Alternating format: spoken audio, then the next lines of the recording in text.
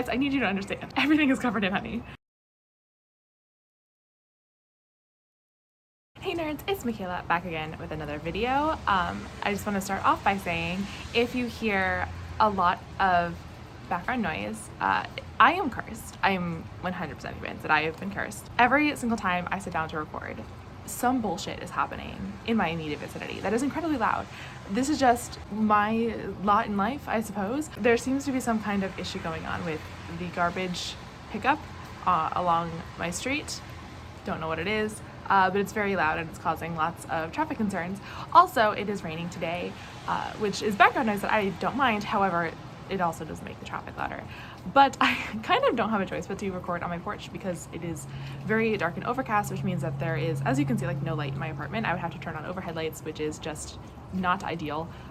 So we're dealing with it. Today, I wanted to do a book tag. I just felt like doing one. You know, it is probably one of the last chilly days of the year. It is raining, it is cozy. I only have so many more. I have honey all over me. Are you absolutely kidding me? Making my mug of tea was also an absolute disaster today. Honey got absolutely everywhere except in the mug of tea. You wouldn't even believe it. I don't even know what I was saying. This is already off to a great start. I wanted to do a book tag. So I googled book tags. Nobody tagged me in anything. That's fine. I wanted to do one, so I have seized my own destiny by the horns, and I googled book tags and I found one. And I found the 20 questions book tag. I found it from looks like a book blog called paperfury.com. I don't believe this is the original source, but this is where I'm taking it from, so I will leave a link to it down below. So these are just 20 questions about books and reading and other booky things. So I have my mug. I am drinking, by the way, a Tatso pumpkin spice chai that I absolutely love. I understand that it is firmly spring now, but like I said, I only have so many chilly days left. It is Florida. This may be the last time I wear a sweater again until October. So we are taking advantage. Let us begin. Number one, how many books are too many for a series?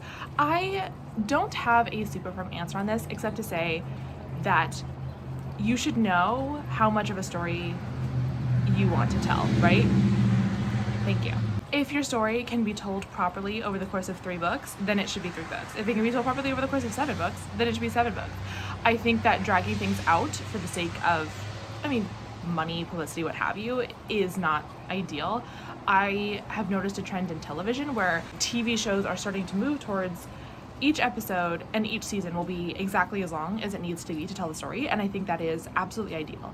Like, I don't particularly care, I know we're talking about TV now, but it sort of applies to books. I don't particularly care if like season 1 of a TV show is, several episodes shorter than season 2, right? If that's how long each season takes to tell its respective story, then have at it. And I think the same is true with books. I think you should tell the story you intend to tell and then get out. Number 2, how do you feel about cliffhangers? I don't actually like them in books. I don't think they work quite as well. There's typically like minimum a year between book releases. And as a result, I feel like any real emotional impact from a cliffhanger is dulled by time. I think there's a difference between a cliffhanger and a tense, uncertain ending, right? For example, at the end of the 5th Harry Potter book, at the end of the 4th Harry Potter book, Voldemort comes back, right?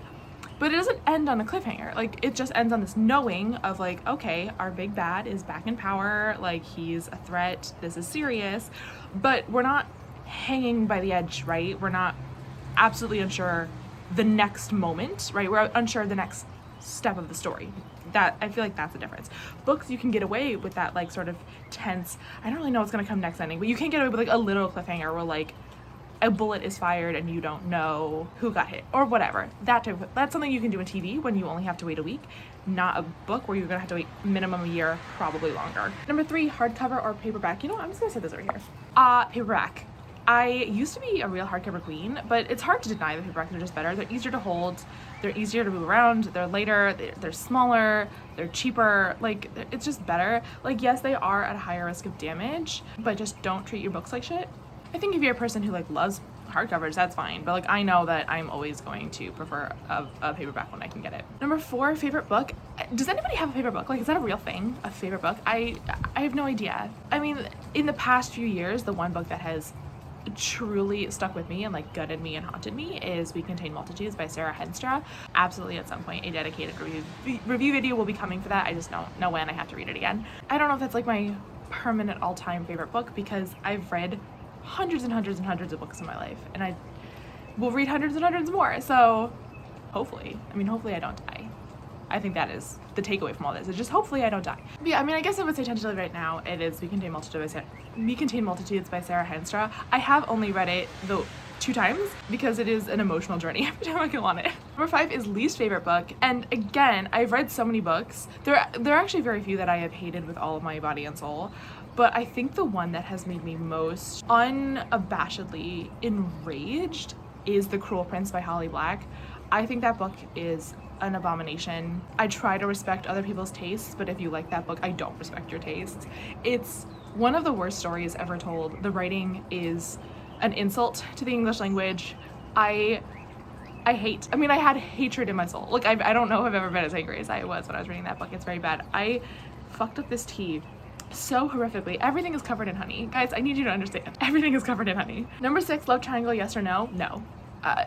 So rarely is a love triangle executed properly. And when I say executed properly, I talked about this on my channel before. And my biggest issue with love triangles is that, to me, there is always clearly a better choice. I can't really ever think of a love triangle that I've read where I felt the protagonist, or like the linchpin of the triangle, usually a woman, let's be real, where I have felt like the woman's tension, where it's like, oh god, who is she gonna choose? Like, there's always a better choice. Always one of them is better than the other one. And what's even worse is that, like, a lot of the time she picks the shittier option. So then I'm also mad. I'm not tense because there's one option who's better than the other, and then I'm mad because the bitch picked the wrong one. So no, I don't like love triangles. Can they be done? Sure. I'm trying to think of, off the top of my head, I cannot think of a single love triangle that has genuinely worked for me that I've really enjoyed. I can't think of one at all. Number 7, the most recent book you couldn't finish. I extremely rarely do not finish books. You know, if I don't like a book, I will continue to read it, mostly because for me, not liking things is fun. But I did a year ago, like pre-pandemic times, borrow a bunch of books from a friend of mine, and one of them I picked up, I think it's a middle grade book, I'm not entirely sure, and I read surely no more than 10 pages. Like, it definitely did not get into the double digits. It might have been around like 5 to 7, and I just absolutely no dread out of it. The title is The Wizard Heir, I believe. I still have it because I pandemic it and I haven't been back to return all of the books I borrowed. I don't remember who wrote it. I will put it on screen. I can't say that the book is bad. I mean, surely the parts I read I did not enjoy and I did not think were well written, but that doesn't mean that the entire book was bad. It could have gotten better. I just remember at the time I was like, I am not investing myself in this. Like, I'm 8 pages in and I don't like the main character. I'm just like not invested. I think that was the last one I really noped out of. Number 8, a book you're currently reading. I am currently reading Bone Gap. Already forgot the author's name. It's up again, sitting in the other room. Am I going to get it? No. I will put it on screen. I'm reading Bone Gap. I'm about 50, I don't really know, pages in. I started it last night and it's good so far. I'm a little confused by it. I'm not entirely sure what's going on, but I think I'm not supposed to be entirely sure what's going on. So I will let you know when I finish. Number 9 is the last book that I recommended to somebody. I'm obviously not including like anything I say on here because I feel like any book I talk about positively is a recommendation, so I'm not going to include that. And so therefore the last book I would have recommended to somebody would be Poppy, which is David Ortiz's memoir. I recommended it to my pen pal Carolyn because she is a huge baseball fan, and so I told her that, oh, I found this in my library and it's like fucking David Ortiz's memoir, and she immediately, like on that Zoom call, put it on her library like checkout request list because she's like, absolutely, I have to read this. So I'm pretty sure that was the last one I recommended. Number 10, oldest book you've read by publication date. I mean, I've read the Bible. Didn't enjoy it. I have read an abridged version of the Odyssey, so I guess that, probably the Odyssey. I haven't read like the full Odyssey, like, I read like an abridged version that would be like appropriate for middle schoolers because I read it in middle school, so I guess it would be the Odyssey. Newest book you've read by publication date. I think that is White Ivy by Susie Yang. I think that's the most recent book I read because I got an arc of that. I got 3 arcs at once, and I don't remember which one would be like the most recent or like the last to be published. So it was either White Ivy by Susie Yang, The Secret Life of Eudora Honeysett, or Leave the World Behind by Ramon Alam, which, as people know, if you found me through my review of Leave the World Behind, I did not enjoy it. That is not my least favorite book though. I almost thought like maybe that's my least favorite book, but it's absolutely not. Number 12 is favorite author. This is hard. I don't know. I don't know if I have a favorite author. I found that, like, not infrequently, I will like some works in an author's oeuvre and not like others. Now here comes the difference between like author and writer, right? Because I can say that my favorite writer is probably a fan fiction writer. I don't know if I've named this person on this channel before, and I'm not going to do so now. If I have in the past, I shouldn't have, but I'm not going to now because this fan fiction author has not like given me permission to like put them on blast. Not that I have a huge audience or anything. Yeah, my favorite, the person whose writing has definitely like shaped my own the most, and whose phraseology and particular style had like still sticks with the day. Like I will sometimes just have like pieces of writing stuck in my head. I'm like, where's that from? I'm like, oh, it's from a fan fiction that you adore more than anything else in the world. Yeah, my favorite writer in the world is definitely a fan fiction writer. But in terms of like published authors, I don't know if I have one. Number 13, buying books or borrowing books. Now, I would prefer to buy books, not only because I like financially supporting artists and independent bookstores, but because I like owning books. I am a minimalist in most aspects of my life, but definitely not when it comes to books. My ideal living situation is to just have an entire room that is a library. Like, I want a tiny home with a second tiny home that is just for books. You know, like that is my ideal living situation. But I definitely do not have that level of disposable income. I have no idea how I'm paying my bills this month. So yeah, I borrow books a lot. This year I am really being more conscientious about borrowing from the library, but I also love borrowing from friends. I would love lending. I don't really have anyone to lend books to because most of my friends have more books than me. But yeah, both are great. I would love to buy more, but books are not an inexpensive form of entertainment, and like that's the reality of the publishing industry. So number 14 is a book you dislike that everyone else seems to love, and I'm just gonna say, you know,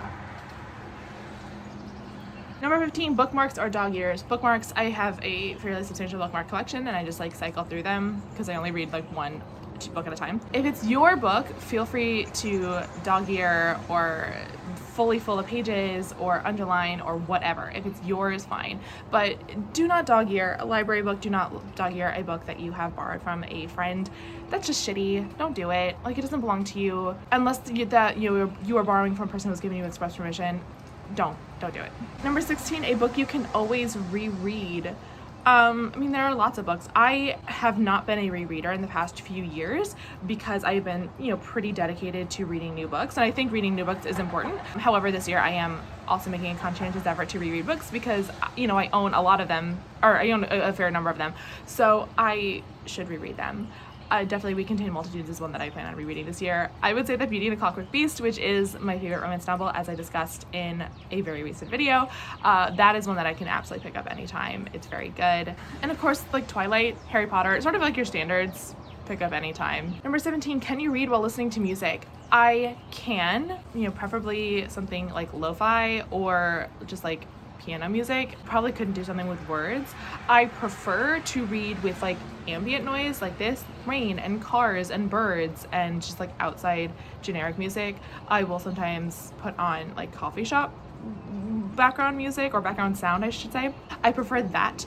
I do actually like reading with sound. Reading in total silence kind of freaks me out. I can do it, but I'm just like, why is the world so quiet? Am I about to die? So I don't like to read in total silence. But I don't typically go for music. I did when I was in middle school. When I was in middle school, I read to music a lot. But over time, I just sort of instead transferred to more like ambient background noise. Number 18, one POV or multiple.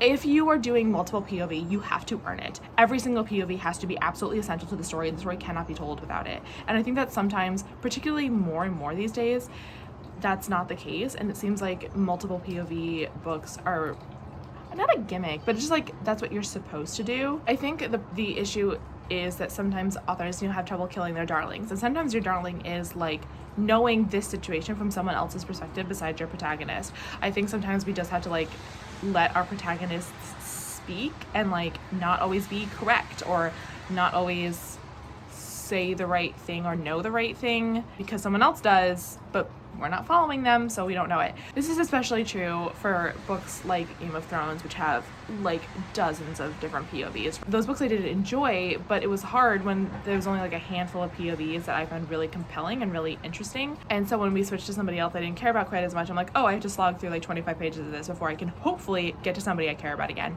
Also, when you're writing multiple POVs, it is absolutely essential that like every single character's voice sounds different, and that can be incredibly hard. So if you can't commit to that. Like if the choice is either multiple POVs that sort of sound the same or one POV and we have less information, I will always choose the one POV, because the less information you can work with, you can make that interesting, but you can't make a bunch of voices who sound exactly the same but are supposed to be different. You can't make that interesting. So I would say err on the side of one POV, but like I have absolutely enjoyed books with multiple POVs just fine. Number 19, do you read a book in one sitting over multiple days? I mean, when I was a child, listen, I would read multiple books a day.